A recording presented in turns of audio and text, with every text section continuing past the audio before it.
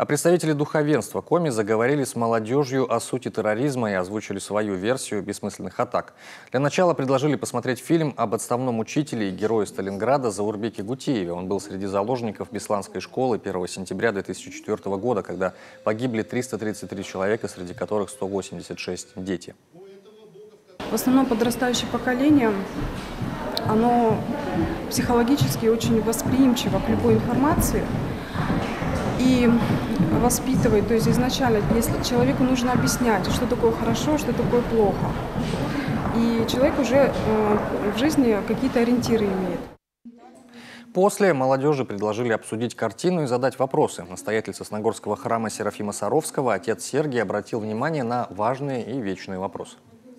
И мы с вами всю жизнь будем выбирать между добром и злом. Этим мы, дорогие ребята, отличаемся от животных. Животные не выбирают. Они какие есть, такие есть. А мы каждую секунду нашей жизни выбираем, кем я буду, каким я хочу стать человеком. А еще закончился диалог для лучшего закрепления песнями под гитару. Заметим, в Центральной библиотеке Ухты подобное обсуждение сложных общественно значимых вопросов происходит на регулярной основе.